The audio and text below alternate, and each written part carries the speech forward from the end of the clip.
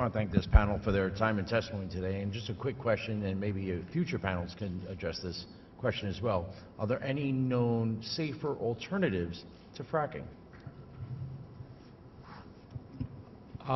We have one on the roof of our home. It's solar panels. They work very well.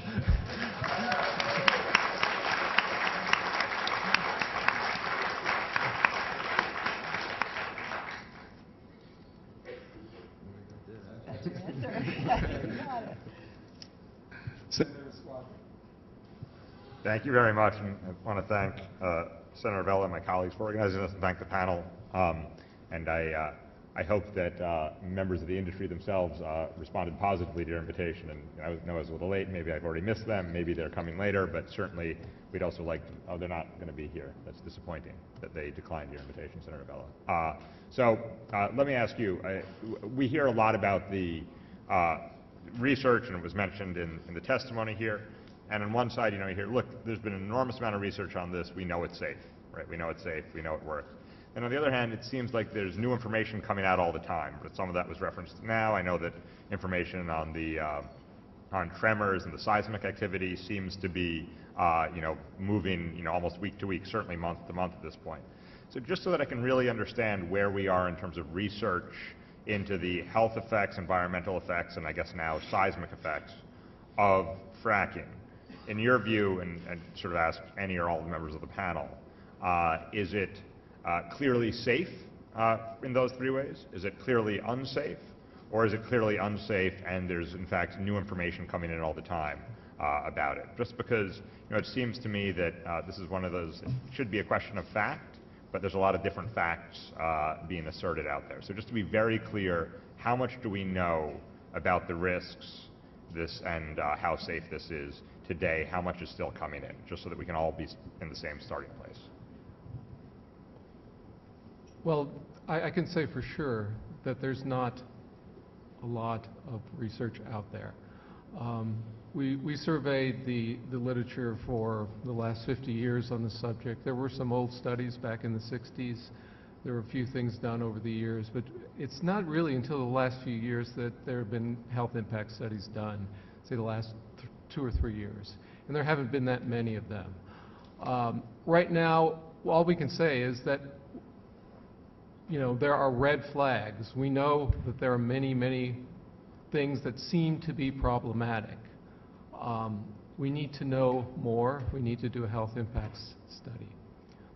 We need to actually have better disclosure of the chemicals that are used so that we can test them before drilling and after drilling. And let me just say one more point that I think is extremely important, and that is when people have problems, they will confront companies, and generally what happens is they might take them to court and they might get a settlement. But usually the settlement is accompanied by a non-disclosure agreement. And when they sign a non-disclosure agreement, the information about that case is effectively sealed, removed from the public domain. So the cases cannot be studied. So until we get rid of the possibility of using non-disclosure agreements in cases of public health, I'm not talking about getting rid of non-disclosure agreements altogether, but in cases where public health is affected, we are going to inhibit scientific inquiry.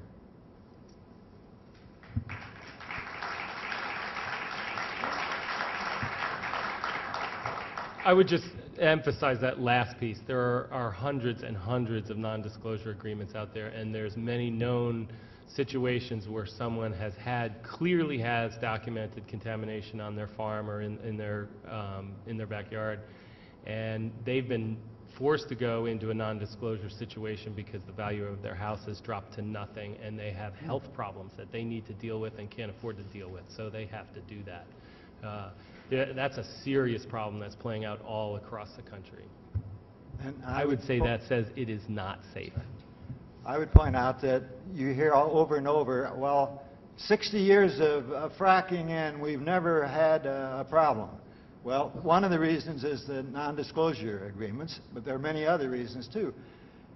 One thing is that it's not 60 years old. The technique of using horizontal fracking, which is what we're talking about here in the shales, that's 10 years old at the most. I mean, it was 2002 when the first fracking job on a horizontal well was done.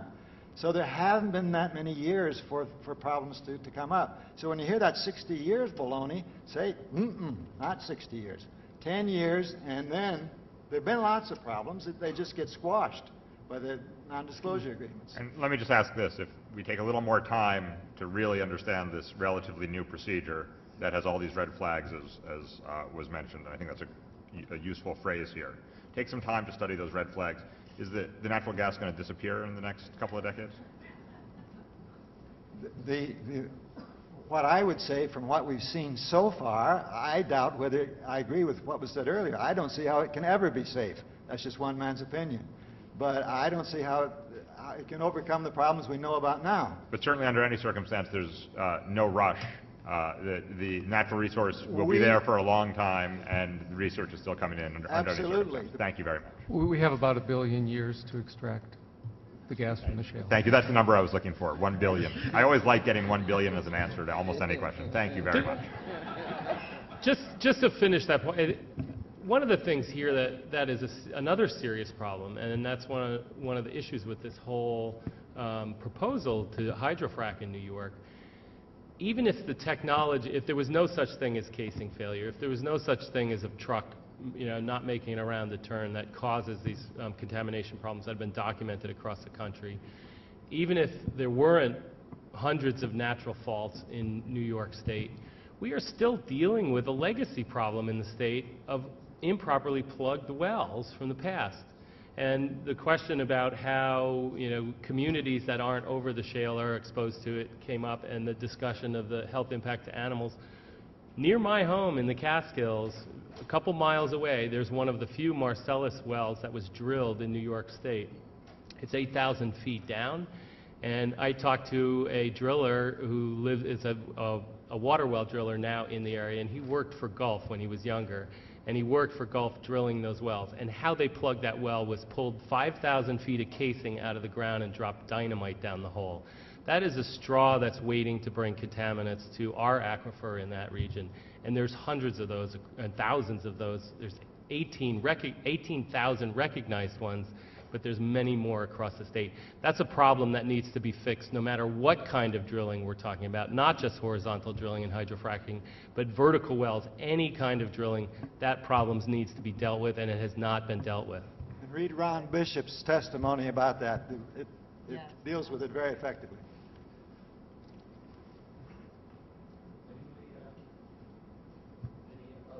Colleagues at panel, I do want to thank all of you for your testimony. And just a quick comment. We tried to introduce the hostile amendment to get the health impact assessment in the budget. The Senate majority, the Republican majority, voted us down. This is a major priority for us, and we consider that the minimum that should be done at this point. So thank you.